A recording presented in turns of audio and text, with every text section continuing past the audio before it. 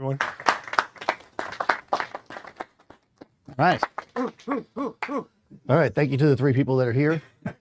It's snowing out, to be fair. It's Here in New York. It's still not the fewest people, I bet. No, thanks for coming. So welcome to OnSet. I am Daniel Norton. We're here in the Adorama event space. Everybody's coming in out of the snow. You guys are coming from online. I don't know if it's snowing where you are or not. How would I know that? Seth's over here on the Mighty Mix. We got Sarah, who has a beautiful long leather coat. Very stylish. So we're a little late on this one. This is usually my Valentine's demo for all the single people, you know. But maybe, you know, Valentine's didn't go as well for you as you thought. So here we are with only one light. There's no two lights in the bag anymore. We just got the one light, and we're going to work with that. So this is always a fun one to do because I think that while traditionally we will want to use eventually, as you kind of expand, more lights, you know, and again, we're going to talk about this a little bit because that's going to give you more control and more options. Learning how to kind of get some shots, get things going with a single light is a good way to kind of exercise your skills, see like what you can do with just that minimal source. Now I say we're going to talk about that because whenever you are shooting, just about, I guess if you were on the dark side of the moon, maybe not, but you always have two lights, right? That's from David Hobby, right? So David Hobby says, whenever you have a single flash, you have two lights. The light that's in the space, right? And the light that you bring. So you can always, and it's almost always a good idea if you're in a location where it calls for it, to use the light that's there, at least to set a tone, to set ambience. You know, if I was shooting in the store, I wouldn't set up 50 lights to light this store up. There's light here, right? I would work with the store light to at least get a baseline. But for my individual shot of my model or my product or whatever, I don't want to use this ugly light in the store. It's not made for that, right? It's not designed. Sorry, lighting designer of the store. Not this light. This light's beautiful. Seth says it. This is it's like perfect stage. But, you know, so you got to kind of think about that. So let's say you're shooting a wedding reception, right, which is a classic, right? Like I've seen people set up bunches of lights and that's cool, you can do that. But also if you're just in a beautiful place, there's beautiful ambiance, there's nice warm light, and it just looks right. That's why the bride and groom pick that place. If you go in there and just blast it all with flash, you lose that, right? So we can use the light in the space, but at the same time, we don't want, you know, raccoon eyes under the people. We don't want weird light. And that's why we use a light to light our subject. Now, of course, I'm not at a wedding, at least not yet. We don't know what's going to happen. Lots of things have happened here. We have had a couple of weddings here. Long time people would know that. Yes. But we're not going to do that today. So don't worry, you don't have to get married today. But Marcus is saying, if you use only one light, you'll get paid less. Right, but if you use only one light, you get paid less. Exactly. You definitely want to charge by the number of lights you use, or at least take out of your bag, put on stands, all that kind of stuff. So we'll talk about that in the marketing part of the demo. So yeah, we're just going to kind of talk about the shape of light and kind of, so your key light, right, which is the light that shapes your subject, right, is going to be the only light we basically have here. And because of that, we'll have to really think about its placement and what it does to our subject. You can obviously fill in, you can add separation lights, you can do all kinds of stuff, but the key light is really, really important because that's going to set the mood almost always to your shot. Now, because we're just using one flash, I'm going to blow out all the light here. I'm not going to use any light in the space, even though I just talked all about using that, because this light is, it's cheating. Anybody who's here knows that there's like a bunch of, there's like $3,000 to $5,000 worth of professional LEDs and softboxes lighting me in this space. But even then, they might not look great for a photo, right? And that's important, right? They look great for this. This is big open, what you might call high key lighting. I know you're all like, there's no white background. No. High key means even, right? Low contrast. This is high key lighting. It's kind of boring. It's for a portrait, right? It's not boring for me presenting because I want to be able to stand over here and over here, right? We're going to create a little more dramatic light. We're going to just light our subject. Why don't you just redo the lights? I'm going to redo the lights. I love the light in here. Let me tell you, when we first had the event space, we had DJ light. Oh, we can't even talk about that. All right, so we're going to use flash. I've got a Profoto B10x Plus. Yep, I got it right that time because I read the side of the light. It's got to be a dish on. We'll take it off for now. And we're going to kind of walk through several different modifiers just to kind of talk about what what they kind of do, why I might choose a different one, how we can use them in different ways. Ultimately, your knowledge of how light works, that is hard, soft, specular, diffused, all that stuff, was more important than the actual modifier, right? We choose modifiers based on our knowledge of how light works, not because they're cool and trendy on whatever, what's the cool thing now, TikTok? Is that the... All right. What's that thing kids are using? What's that thing kids MySpace? use? What is this? It's not Instagram anymore. Book face? By the time I get on one of these things, it becomes not cool anymore. All right. I'm still on Friendster. All right. So. Takes me back. All right. So I'm using, did I say what it was? Profoto. This is a Nikon Z6ii with the 24-to-120 lens. We're going to use TTL for the most part here. TTL is through the lens metering, so that's going to allow my camera meter to give us the exposure that we want, ideally. I'm tethered into my MacBook with Capture One.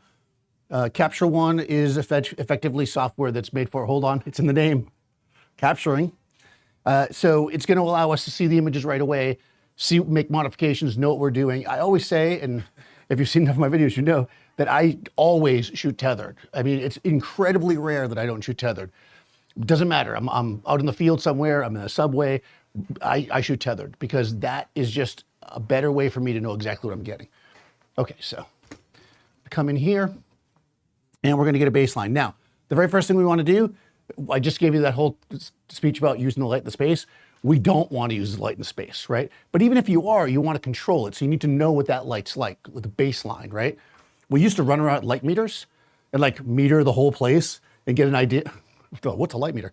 But now what I want to do here is just eliminate it, right? So I can do that. So we could look and say, oh boy, I've used a light meter before. Yeah, this is a different one. Got to hold it, okay. Yeah, I've not used this one before. I've never used this one before. So I use my light meter? Yeah. See this on-off symbol on this button? Oh, the button on the bottom. That's why. All right. So we have our light meter. If I know like roughly what my camera settings are going to be, aperture, ISO, or in this case it's ISO shutter speed, I can just kind of meter. And what you would do is just walk around the space and just kind of get a general idea.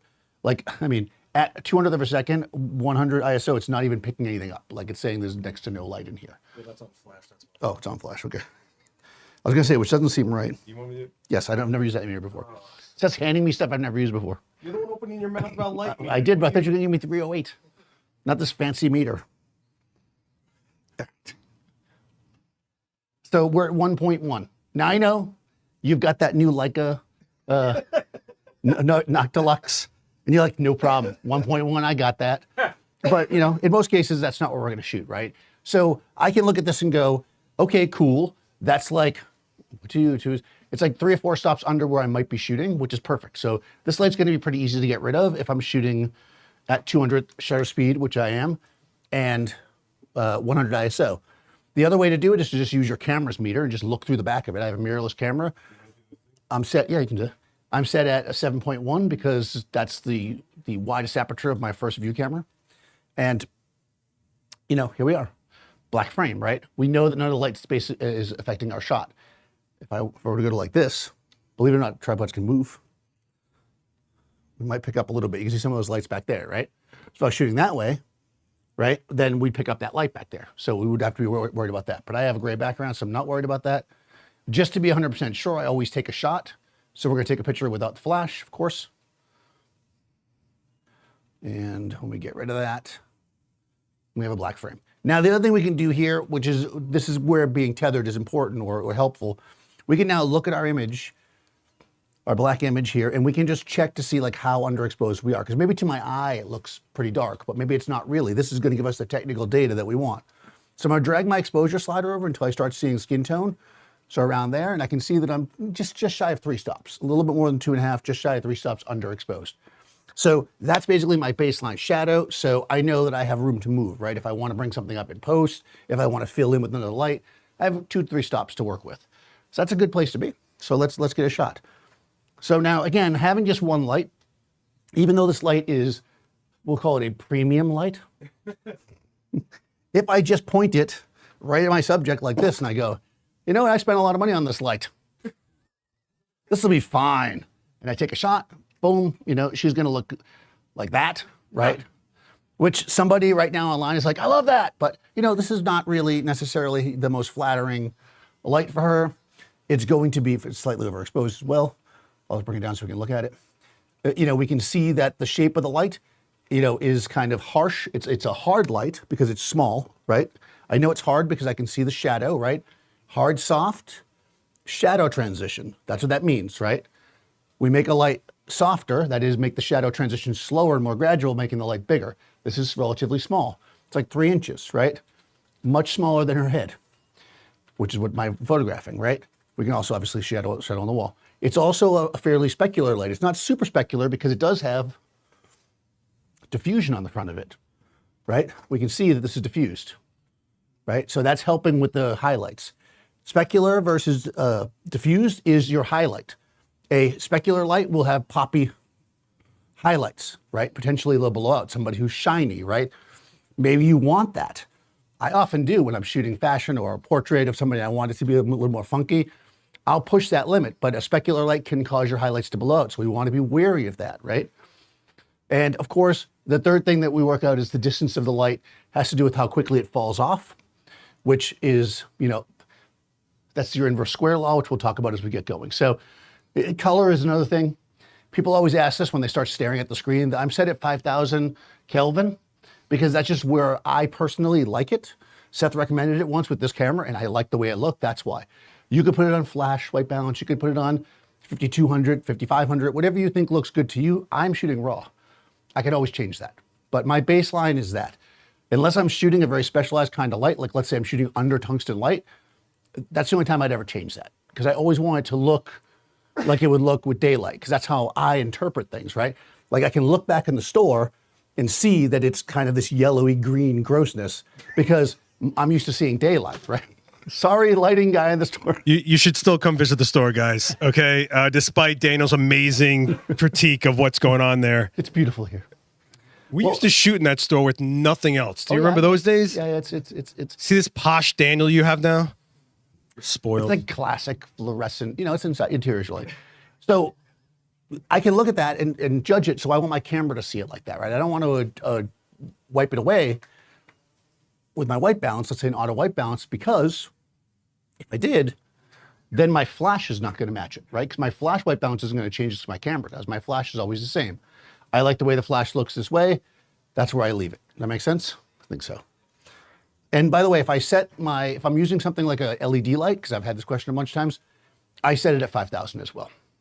Because some people will say, well, if your flash, when you color meter, it is actually like 5,800, and you set your camera at 5,000. When you use LEDs, do you set that at 5,800? Not if it's the only thing I'm using. I set those at 5,000. I just find that works best for me. If I was trying to match it with the flash, then I would. Does that make sense? Color is a whole other thing. I don't want to get too complicated with the color, but it's if you just want to get going and you're using strobe and you're only recording strobe, just set the daylight white balance because your strobes in theory should be balanced to daylight.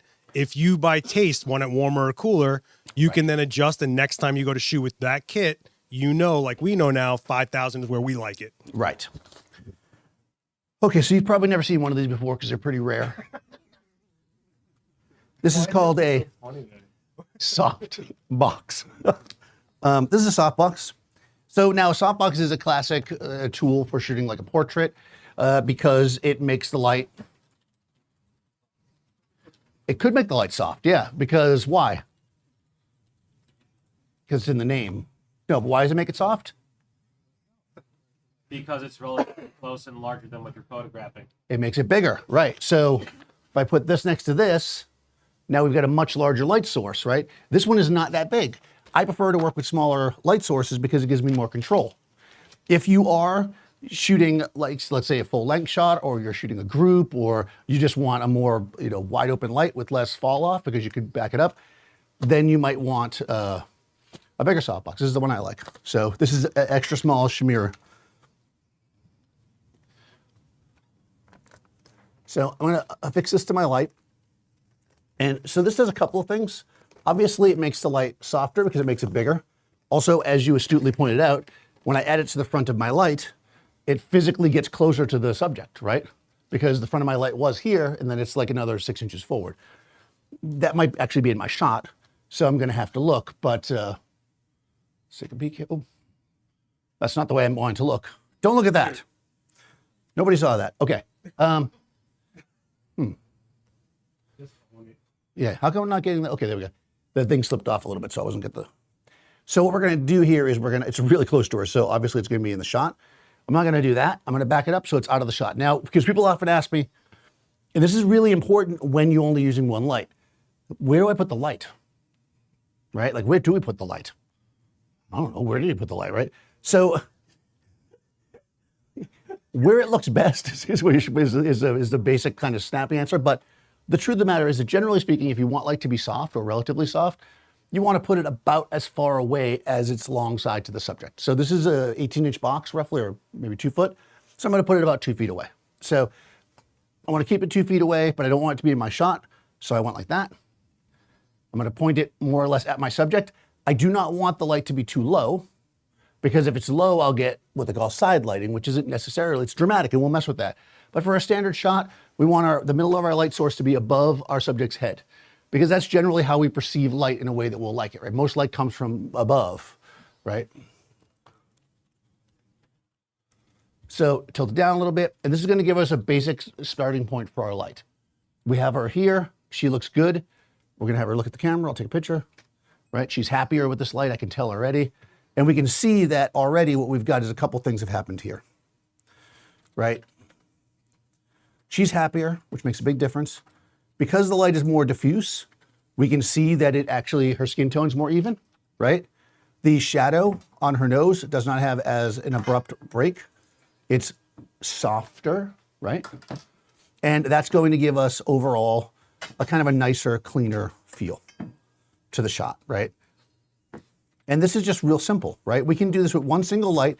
And one thing that you may notice, because I just want you to look at this for a second. What's this shot here? This one, that's with no flash, right? So what do we notice here about the background? We don't see it, right? It's black, which means that in these two shots, the varying degree of gray is made by our light. And that's where I want to talk about fall off. When we're dealing with a single light source, we have to think about what else that light source is going to hit, right? Here, because I only have one light, and Sarah comes in and she's like, hey, could you make a quick portrait of me in front of a bunch of people in the Adorama store? And I'm like, sure, why not? I just happen to be here, and you guys were here. And so I put her here, and boom, the light is 3 feet away from her, roughly. She is about 3 feet away from the background. This is our ratio that we're going to start with. If I move both her and the light away from the background will become darker, right? Because the ratio, right, the fall off will become greater.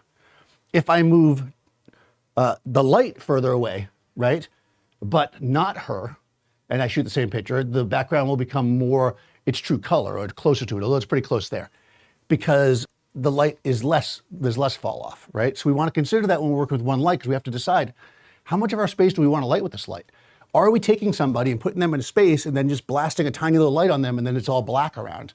Do we lose all the detail? Is that interesting or not? And it might be super interesting. It might not be, right? And we have to think about that when we only have one light. We just have one light to use, right? Does that make sense so far?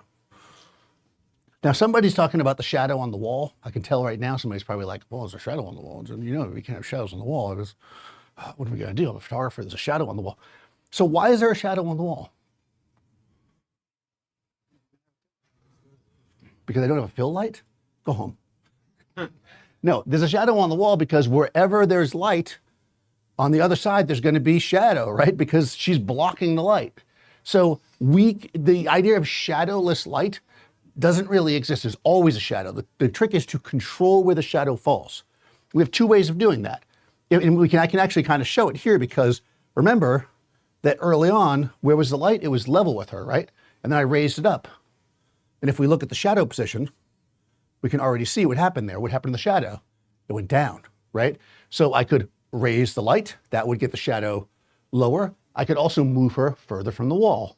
And that would make the wall darker overall, but it would also make the shadow go lower, right? So we have options. I personally like to leave shadows in my shots because I think it feels more realistic, especially when you're kind of trying to connect with somebody. But if you don't like that, especially if you're trying to shoot like a clean background, you got to just consider where's the shadows falling, right? And this is all stuff that becomes so much more important when you don't have not a fill light, when you don't have another light to light the background. Now, clearly, what you meant, and I knew, is you could light the background, right? And that would, of course, alleviate this whole problem. But if I could light the background, this would be lighting with 3 lights. And nobody would have came because nobody wants to come to lighting with 3 lights. So like, I don't have 3 lights. What am I coming to that for? How about the slides on top? How about it? Do they participate? Oh, that light is gone. You missed the beginning, huh? You missed the beginning, but I will do it again for you because I like you. So, as a photographer, you know, we want to be in control of our space. So the first thing I did here was I eliminated this light. And the way I did it was I set my camera at a basically settings that I'm getting rid of this light, right? So if I take a picture without the flash, it's gone, right? Now I could use this. Are you saying, what about using that for the background? Okay. So sure. So if I turn this on, it would eventually bring the background up. But what else would it do?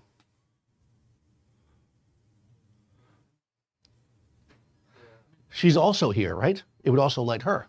So that's an option if you want it, right? And we can do that. We can use room light. We can use window light to light things up to give some expression on the model, or we can get rid of it like we did. So let's actually do that. I like this. So let's say, you know what? Let's use some of the lights in here. Seth spent a long time. Oh my God. And you know, it took me long because your asthma doesn't let you get on a ladder and help me out ever. That's true. I stood at the bottom with a cup of coffee. Come on. You didn't even hold the ladder. Well, I had my hand on the coffee. All right, so if I go to the tether. All right, so we can see her here. Now, right now, it looks like she's lit up because right now I'm showing, I have the camera set in the magic mode that lets you see like, which we never had with SLRs back before digital days.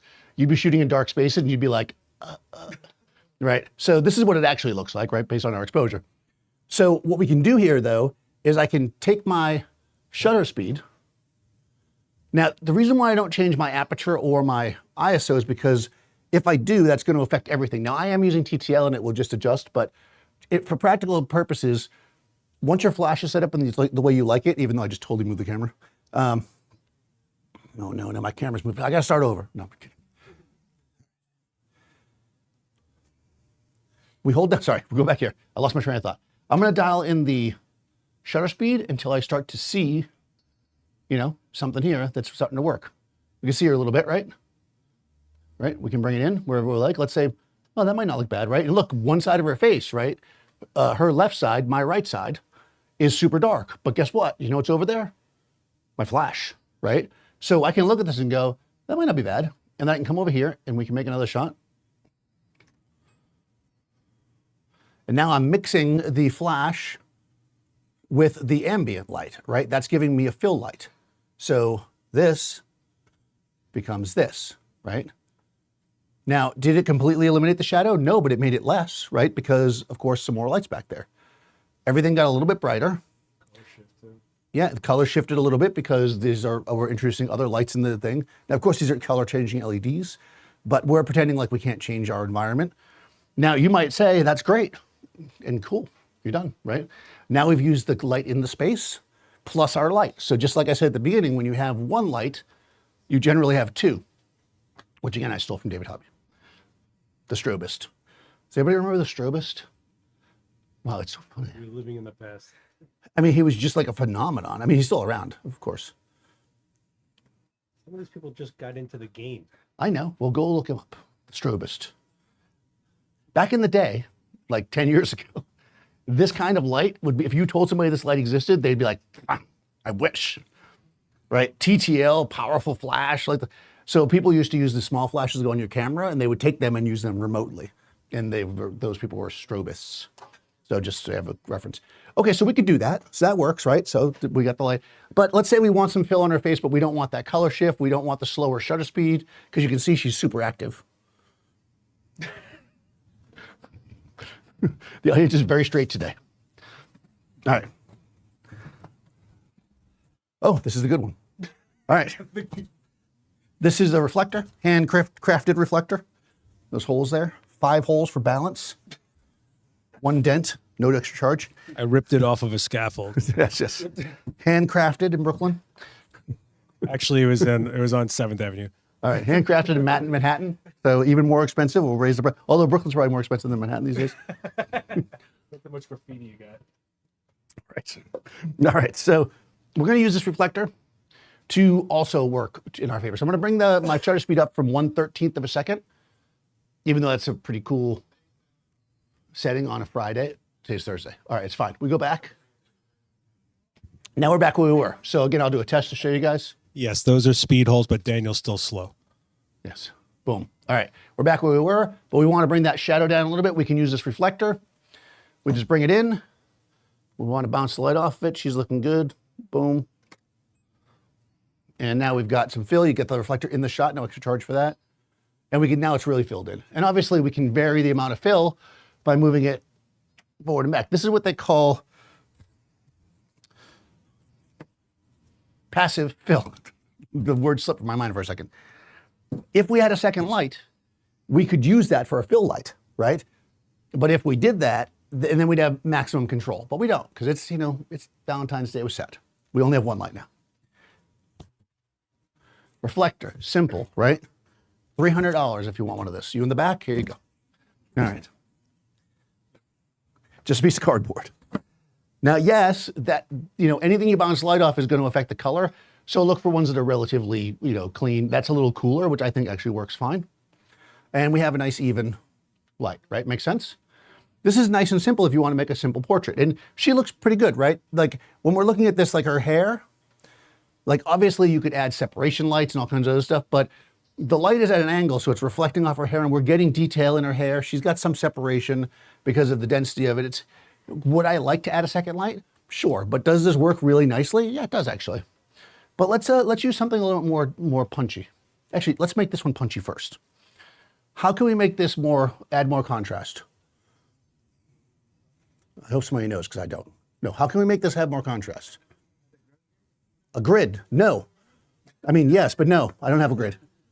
Okay, so what makes the fall off happen more rapidly? Moving the light closer.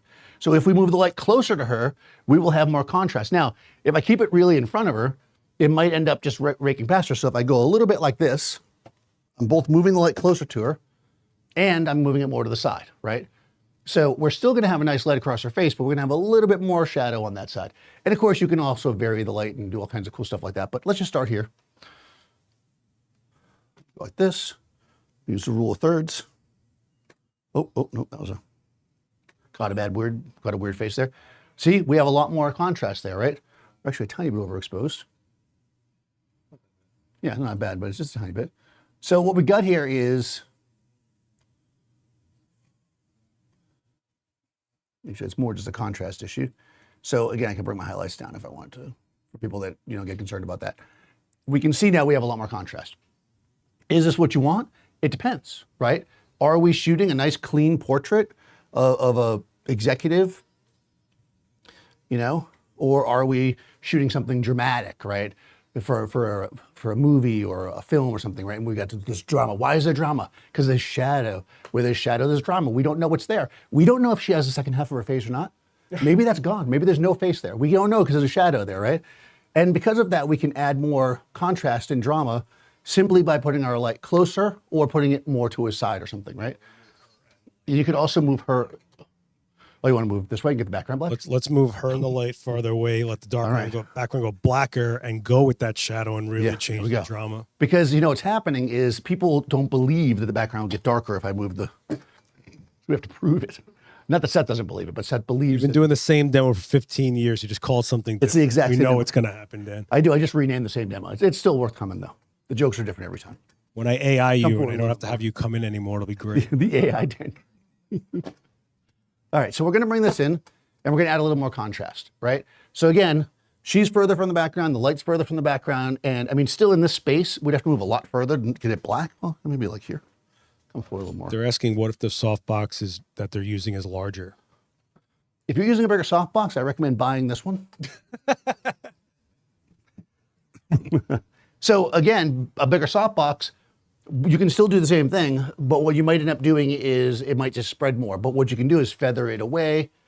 You know, I mean, I prefer smaller softboxes for the control, but you can do it with the bigger softbox. We could switch, but I don't have a rectangle. Yeah. We got to stay on track here. What we're doing, we're making a picture. All right, here we go.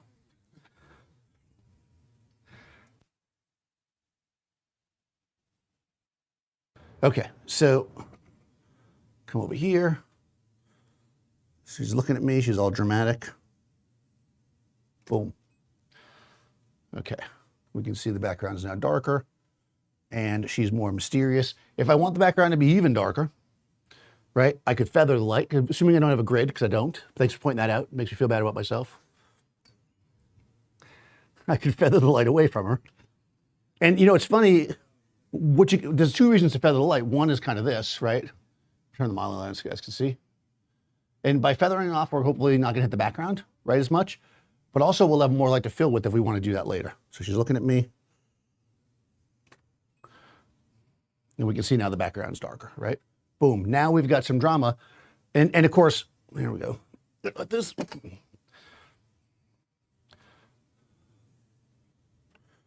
Good, right there. Boom. You know, and now we've got her working into the light. It's a little bit more dramatic. And you notice it's not that same split face, but because the background's dark, we still have this bit of drama going on. And we can do the split face if you like that. I think there was a painter that used to do something with that kind of, I don't. Just shoot, old man. All right. All right, let me go a little higher because we're losing the top of your head. All right, so you're looking straight at me. Good, right there, up, chin, good. Boom, right? Now we've got the drama and we're there, right? So, same box, one light, right? We can go all the ways from this kind of more dramatic to the clean that we had here, you know. I got a question. Timothy is asking if they move the light closer and they still want more gradual gradation on the features, how would you adjust for that? So that's what you would do with the larger light source. So if you're closer, right, and it's falling off really quickly, a bigger light source will make the light softer, which will make the gradation slower, right? So basically that's it. So a larger light would do that. But let's just switch to the Octa. I don't think I'll be able to keep the light off the background with the Octa. We could try. Difference between Octas and rectangular softboxes. Well, I'm glad you asked. Oh no, it's this chat that's on fire. If you want to be cool, well, so it used to be. Let me start over. It used to be if you wanted to be cool, you would use an octagon box because they were always way more expensive. So you'd be like, oh man, that octagon box is really expensive. I can't get it. Are you kidding me right now? It's too high. Get out of it. Get out of it. He put it just out of my reach. It's like a cookie jar. Nowadays, everybody uses an octagon box. So if you want to be cool, because the kids these days, right, you know, Gen Z, there's a Q now, Gen Q, whatever it is, you know, you want the smaller rectangle boxes because those are retro. But if you want to be, you know, if you want to be like Instagram cool, octagon is good. 4, do you have a grid for that one? Oh, all right, we'll do that, fine. We're going to use the fancy one. Seth's going to set it up. He'll show you how to do it. In the meantime, I will take questions. No questions? Wow, that means I must be super clear about everything. Let's look online. Oh, you're trying to get out here, you didn't make it. Oh no.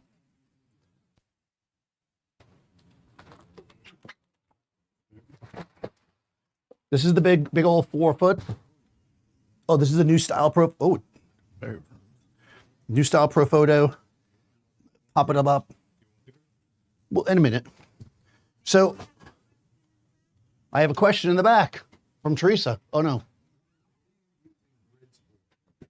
What am I using grids for? I'm not. Did you see me use the grid? Oh, I do. But I'm not using it yet. We're gonna get to it. They pay me by the hour, so I'm trying to like stretch this out a little bit. No, we're gonna get to it, yes. So what a grid's good for, so the grid narrows the spread of light. So let's say, for instance, as you see we're going there, let's say, for instance, you're using a very large light source like this to get a more gradual transition, but you don't want the light to go all over the place, then you use a grid, right? And that's probably what's going to happen here. Okay, I'm doing this the right way because that's the way you're supposed to do it. Sarah's smart enough to get out of the way when I start swinging lights around. All right. Oh, an edge mask. Let's not get. I don't know if I'm edgy enough for that. I don't think you can handle it personally. All right, you don't get to keep that. Sir, you don't get to keep that. Stuff will get mad at you. It's not mine, you can have it. All right. Now we have a giant 4-foot Octa. So now what you're observing right now is every photo demo you've ever seen in your life. Hi there, I have a lot of Instagram followers and I'd like to use this giant box to show you how to take a pretty picture. All right, come forward. Also follow me on Instagram. All right, so we've got this giant box. And is this silver on the inside? Yeah. So it's silver on the inside, but it's diffused, so you get a nice kind of, it's not like, it doesn't get like murky, still says word there, but it keeps it like punchy, but diffused. So you get like a little mix. And what we're gonna do here is, we're gonna do the same kind of thing. We're gonna rake it across her like we did before. And what we're gonna get is almost certainly more light in the background, but also we should get more light in the front of her face, so it's not quite as dramatic. Yeah, that's a 4-foot Octa. This is a 4-foot Octa. Some people have 3-foot Octas, some people have 5-foot Octas. I got a 4-foot. It's a really good size. It is a good size. All right, so she's looking at me, she's looking dramatic, tunes up a little bit, boom. And I'm using TTL, so in theory and in practice, it will automatically make the shot the correct exposure. Now we can see that, again, it looks, right, you're looking at that going, but there's no shadow on the right side of her face, but there is, because this is the baseline, right? And then this is actually shadow, but it's so gradual because the light is so huge, right? So what we're getting is really extreme gradation across her face. Now, we're getting a lot of light in the background as predicted, so we're gonna use a grid. There we go. This guy in the back works for the grid company, by the way. He was trying to like push that on us, but I don't want, you know, full transparency here. He's like, what about a grid? Why don't you use this? Thank you, sir, who I've never met before. Because you can charge more. You can definitely charge more.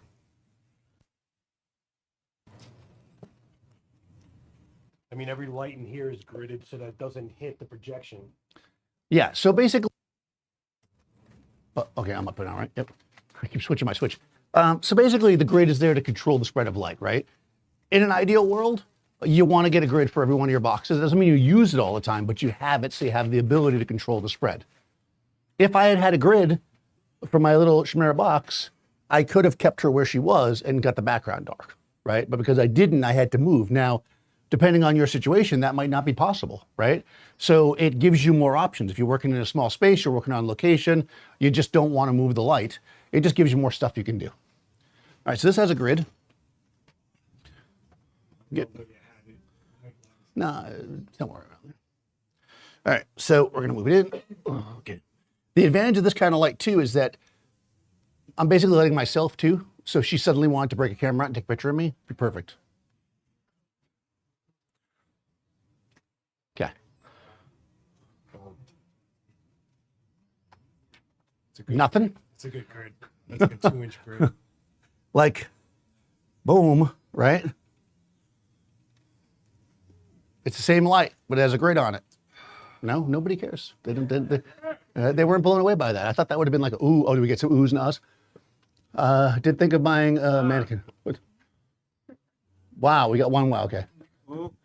Does the grid limit your ability to feather away from the subject, asking Rob? Okay. What's that? Oh my God, read that. Well, I was trying to, but I saw that terrible one above it. Does the grid limit the ability to feather away from the subject? Well, I mean, the grid limits the spread of the light. So yeah, I mean, with this big of a box with no grid, I could probably turn it almost like completely away from her. I could have been like way over here and it still would have hit her, right? It wouldn't have probably been the right way to do it. Like it probably wouldn't look that good, but then again, maybe it would have. With the grid, that's definitely gonna limit that. So right, of course, but I mean, for most practical purposes, I am very feathered right now. This is as far as you'd normally feather the light anyways. Also with the grid, you've got to be really mindful of where your model's facing because it's so much more narrow that it's going to change everything. Exactly. So bring your face this way a little bit, right there, and then right there, and then she's gonna look all moody. Boom, and we can actually have the light wrap around her face more. That's a grid, 4-foot octa in a tiny space, background dark, right? Ooh, right. So it's now noticed because we had made the background dark before. But we make jokes about this, but when people ask us what lighting modifier to buy if you're in a small space, and we always say a larger modifier, people don't understand why. This is why. Exactly. It's actually kind of a funny thing because people will say, I'm in a small space, so I want a little box. But that's kind of the opposite. If I'm in a small space, I can't move my box back really far. So I actually kind of want a bigger modifier if I'm just going to have one. When I used to have a really small studio here on 36th Street, I had a 5-foot octa setup all the time. It was like my go-to. I'd either use it as a fill light or I'd use it as my key, right? But there we go, right? Clean, simple, contrasty. We could add a little bit of fill. Do we have a silver reflector? All right. Ooh, do we have any more Brooklyn reflectors? I want to do hardcore. Well, I'm thinking maybe, I don't know if we'll get it, but I'm thinking we might be able to get a little bit of hair kick. This is silver, but that's like really hard. All right, we'll start here. Seth made this. There's a video of him. You made this one, right? There's a video of him making this online. That was really nice. Very nice. Same thing, if not, or similar.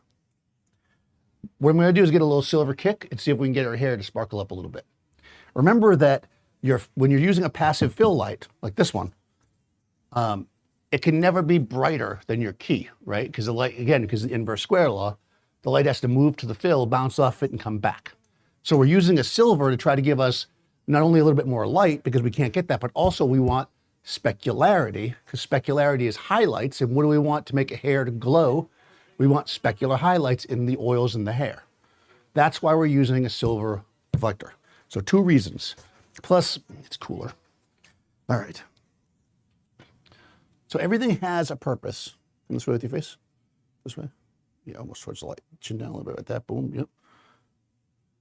Okay, here we go. Boom. See if we get any kick off that. Oh yeah, wow. We got a lot of kick off there. That was more than I thought. Good reflectors. I don't know. Yeah, Seth makes really good reflecters. Let me see this. Can I just see Yeah, it? yeah. Probably had it too close. Can we split the difference? Yeah, it's crazy. Maybe we can split the difference. Here we go. I need you to hold this reflector. Not from there. All right. I'm sorry, there's a question. The difference between the silver and the white. Well, I You could. really asking this for Francisco? Really? All right, so what we're going to do is, we're going to bounce the light from here, and we want to get her hair, okay? But we don't want it too close. So that's probably good. Yeah, if you want to. Now, if you're going to hold a reflector, the trick here is, and there's everybody that does this, and I actually did this purposely to put you in a bad position, is everybody does this. I asked them to hold a reflector, and I'm like, hold a reflector on this person. They go like this. Now, what am I not able to do when I do this? See the person exactly. I'll stand off here. Yeah, wherever you want to stand. I think here is a good spot. Right where I am. See where I am? Because you want to see what the camera is seeing. So come on this side.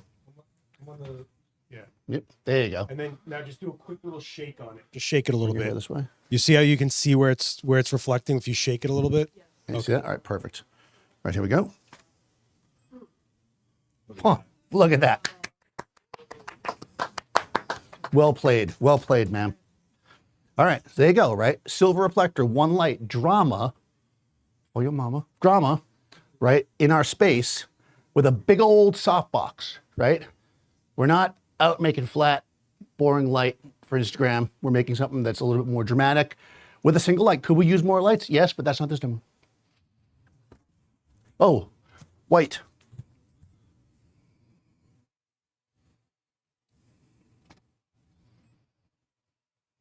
Okay.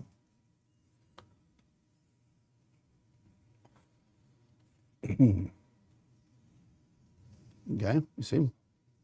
You'd probably see more of a dramatic difference in silver and white had you shot something specular like jewelry or Right. something with a hard reflection that comes back at you.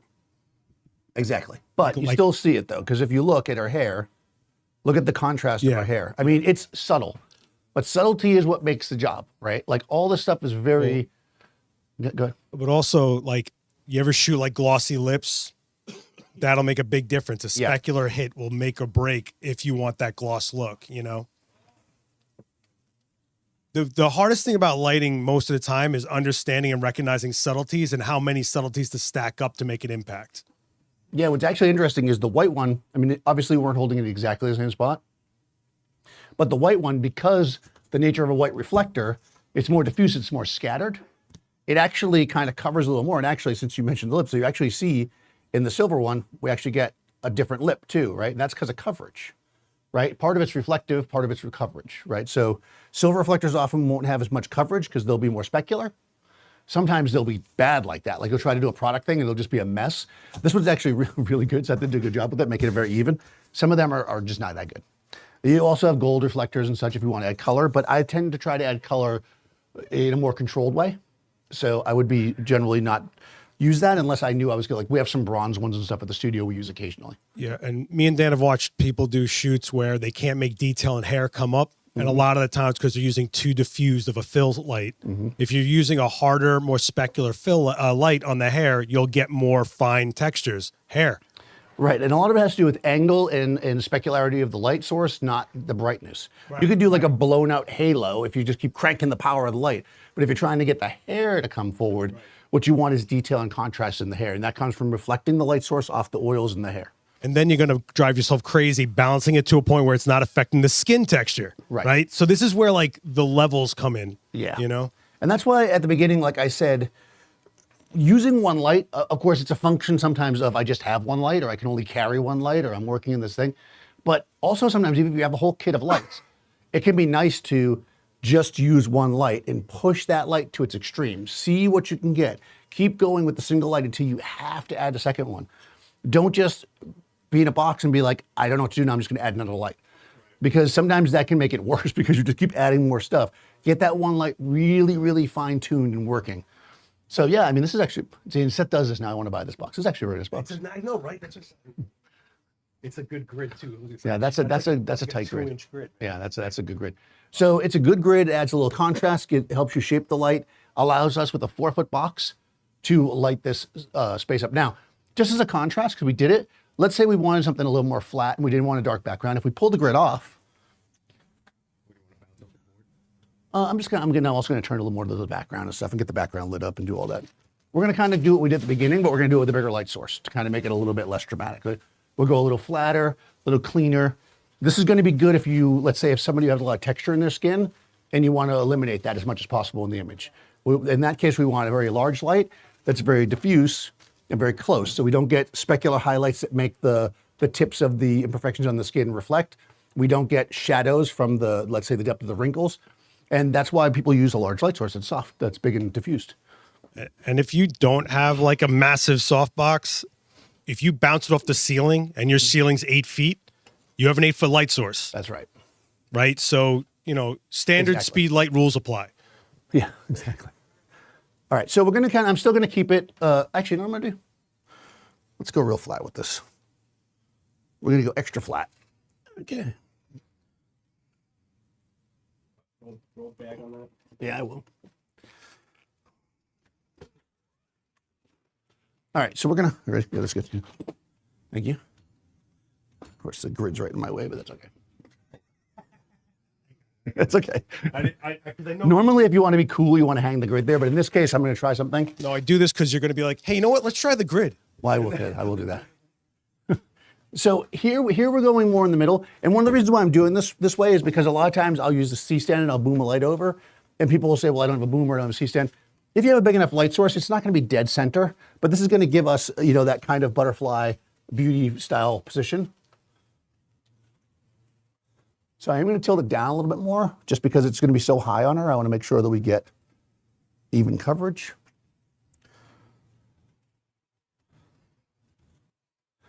And, you know, what's the first thing they tell you when you have a flash on your camera? Right? They're like, don't take it off your camera. That's a bad angle to flash right in front of the person. That's not the reason. All right, so here we're going to have a big old flat light.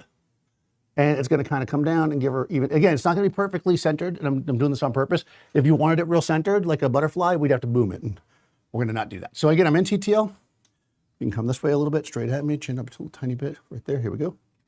boom, right? We're gonna get nice big flat light, right? And what we get here, she's a little sad, but what we're getting here by having our light in the center, there we go, yeah. What we get here by having our light in the center is we get, you know, more definition. Actually, can you kind of like push her back a little bit? Her back? Just a little bit, yeah. So we can get, this will give us more definition on the cheekbones, right? More shape to the face. This is why beauty, you know, people shoot this way. But also notice that the background's fairly even. It's not perfectly even. If you're trying to get a perfectly white background, this is not the way to do it, right? But again, it's pretty even. And then I'm gonna have you, because the light's so flat, I'm gonna have you kind of project. Yeah, there we go. Boom. And this is gonna give us a nice light that gives her good shape to her face, right? And she has that reflector. And that's like a clean, clean, clean portrait, right? With the same light that we just made, you know, this with, well, not that one, the silver reflector, this one, right? Same light, but with grid and silver reflector. Here, I'm pretty sure it's white, right? Yeah, he's using the white reflector, and we got nice filled in. Let me get a better kind of framing and stuff on this so you can use it for your LinkedIn profile. Okay, here we go. All right. Right, and this is like a nice clean, oh, yeah, tiny bit, just tiny bit underexposed actually. I'm just gonna go like that. And there we go, right? Clean, simple, right? But if this is all you ever do with this light, I feel like that's kind of a waste, right? Because we can do so much with it because like we just saw, right? Scorsese lighting? I don't know what that is. The whole kitchen table thing, the really high light straight down. So you're asking about putting the light directly over her head? You can do that, sure. Why would we want to do that in a portrait? Because I want drama? I'm like the forgive me, like the whole Goodfellas poster kind of look that with the where it's like with the. Oh no, I understand it, but why would we want to do that here? I just want to know if you could do that with like. Oh, I can do anything. So yeah, I mean, we could definitely drop a light directly above, and sometimes that can be an effective way to light. So if we want to get some kind of a mood, I'm not going to fly the light above her because it's I'm too old for that. Yeah, we could do a dish. Okay. I don't want to fly the giant light above her head because that's like a lot of grip and safety. But we'll do a little bit more of a dramatic light source with the shadows under the eyes for a little mystery, right? Like she's some kind of a gangster. You know, because that's really where Sarah's at. This is the kind of light that we're gonna get a shot out of it, right? But it's not necessarily the way I would go with the single light. And the reason for that is I think this is going to end up being a little bit kind of one-dimensional. Even this is really. Most people would shoot this and go, "This is great," but this is really flat, right? This is the kind of lighting that I'd want another light for 100% because I feel like this is so flat that, like, we don't see any detail in her hair. It's a pretty shot of her face, but there's not a lot of dimension there, right? Yeah, let's do the grid. That being said, just like we say, and I don't know when the next one is, but if people that are here in New York, locally, we do critiques here once a month-ish or so. If you love this and you hate the one with the dark background, that's okay. You're allowed to like a different style. I'm just coming forth with what I would do with these lights. So keep that in mind. Anything I'm saying is just what I like. If you see something you love, that's why I always joke when I shoot the first shot, you know, there's always somebody when I go, here's a bad shot, and they go, oh, sorry. You know, I shoot that first shot, and I'm always like, oh, it's terrible. And there's always somebody in the chat that goes, I love that. And that's cool. You know, that's awesome if that, and also easy. So there you go. Also, it's funny, we'll talk about this for a second, since we have a second. A lot of times people will try to achieve this kind of punchy, like, I'm going to say fashion. Oh, no, it's not really fashion, but that kind of light that they see, they think it's a fashion kind of light. And they'll do it by putting a flash on the camera because all the fashion people lie to you and say that's how they get them. That's not what they're doing. They're putting an actual flash up off camera to get shape and detail. What happens if I put a flash on my camera and I shoot it directly at you? How's the light going to be? Where are the shadows going to be? Behind, right? So how do we see detail in clothes? How do we see detail in the face? We don't. What we get is a terrible flat light. That's why that light is ugly. The reason why this light, even though it's flat, is still really beautiful is because it's so big and bouncing around and filling in. If the light was literally at the camera and it was hard, we would have nothing. Her face would just be a flat mess, right? So if you want to shoot this hard, kind of punchy light that's on camera flash light, don't have the flash on the camera. Okay, here we go. We're gonna kind of do a. I don't know what you want to do. Yeah, there you go. She's got something. She's like, oh. Yeah. Okay, so we're gonna do like a more dramatic light like this. Okay, that's not exactly what you're saying, but this is up above, right? I got it. Look at me. Yeah. Right there. Good. Right. Now we've got this like a punchy light, right? There's not shadows in her eyes because that's because of her position, but Yeah, there's the bullet. but you can see this now. If we want to get shadows in her, let's see. Come forward to me. And chin down a little bit. Yeah. Oh, Close well, my well. eyes. Gotta There do she that is again. praying. All right.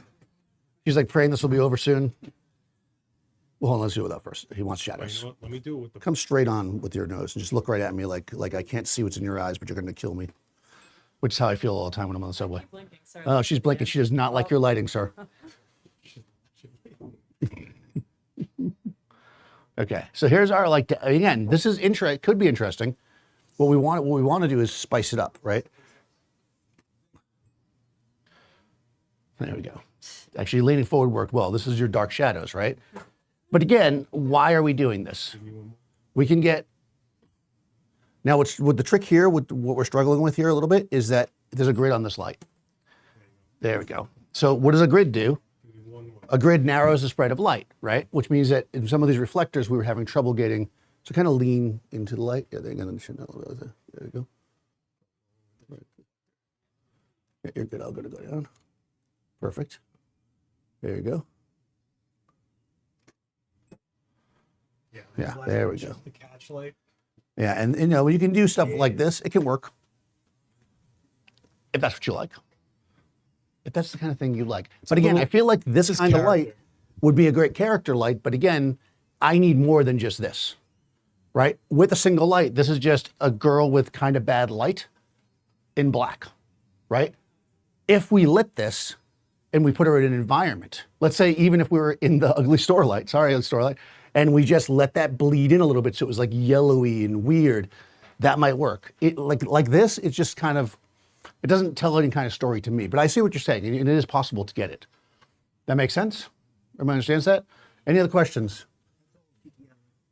Everything's TTL. I don't know how to set any other setting. It works pretty well. You know, the thing with TTL is that if you're going to use through the lens metering or TTL, it's a good way, especially if you're changing stuff up a lot. If you're shooting a set portrait where people are sitting there all the time, a lot of times you'll get set up and then you can switch to manual so nothing changes on you. But if you're constantly changing, like, I don't see any reason not to use it unless it starts acting weird, which it does sometimes. Other questions? Yes. Oh no, quick. Only option is on-camera flash. Sure. Do we have an on-camera flash? Do you have an A1 or something? I took my kid home. No. Okay, so I'll just have to say. So here's the thing. If you have a flash on your camera, oftentimes the smartest thing to do is change the direction of the flash, right? Because what I said was, what's that? What's that? No, we're good. You'll get an explanation. Maybe we'll do on-camera flash next time. I haven't done that in a while, and it's fun. Here's the thing. The reason why blasting somebody directly with the on-camera flash is not ideal, right, is because the direction of the light is flat. The light is too specular and too hard, so we see nothing, right? So we can change that, though, by just, I'm assuming your flash has a tilt. It does not. It's built in. Well, good luck. No, so what I would do then is if you have a flash that's directly on top of your camera and you cannot change the angle of it, the best way to use that kind of flash, in my opinion, is to use as a fill flash. Set your light for your environment, get it looking like where the person's a little bit murky, and then just pop that flash in to make them kick. Does that make sense? Are you shooting with a rangefinder? No, an SLR though. But it's just a. It's like a pop-up flash? No, Yeah, but it doesn't. catch it, but it doesn't move. Oh, okay. Are you one of those vintage guys? You one of those vintage guys that likes it? Roll? Yeah. I'm Either the guy that always. You're a vintage guy. Okay. I mean, so back in the day, If you're shooting with a stiff head flash on an older school style, that's almost why you would choose that style kit for that look of light. right, and I guess what I'm saying here is that to make that look the best is you don't just make that your only light. Right. You revert back to what I was saying at the beginning, which is use the environment. You would do an ambient exposure using the strobe. To Like a just lot of kind fill of in. classic glamour, like on the beach is shot with that kind of stuff back in the day, and it would be the sun and then hitting the person with the flash. So I love it outdoors. Yes, exactly. So set your exposure for the place you're in. Well, it's fine. What's funny is that's why those older school style kits ended up getting a bracket so that it would be Right. like, so you could move it. Yeah, But can that's you- what, you know. Yeah. So right, can you get it off your camera in any way? You can radio trigger it. So, I mean, in an ideal world, if you want to create more style like this, that's what you would do.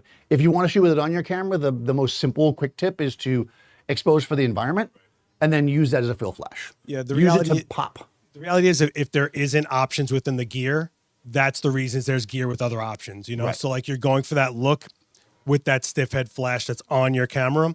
That's kind of the look you're leaning into for that choice of tool, right? Right. So outside, you absolutely probably love it because you're still getting that ambient light and it's just opening up your shadows. Yeah. But if it's indoor, you're going to get that DKNY at the party kind of paparazzi feel. If you don't like that, then that's not the tool for what you're trying to achieve, right? Exactly. What you would want to do at that point is use it as a fill flash. That said, there's plenty of flashes like $60 or under that can tilt, you know? Yeah. Not that I'm trying to tell you to buy stuff, but there's reasons there's options in different tools. Yeah. Or a sync cord or something to get it off your camera, Yeah, depending yeah. on what kind of flash you got. Flip bracket, whatever. Other questions? No. I think we're going to do a giveaway. Oh, wait. Oh, no. Wait till we're offline. Oh, Do you have anything else? Are you going into the other tricks? No? all right. I'm looking online for any questions. Anything here? Any questions? Questions, last call questions. Nope. Okay. All right, guys. We put it on a 10-minute delay so people online can't ask questions. No, okay. Thanks for watching, guys. I will be back on the 27th of March, which is St. Patrick's. No, it's not anything, but it'll be something because we'll be here. So, is that right? March? So, thank you. Subscribe to the channel. Ring the bell. Do the YouTube Thanks to stuff. Sarah. Thanks to Sarah. Thanks to Seth for the Mighty Mix. Thanks for the guy who lit the Adorama store so ugly.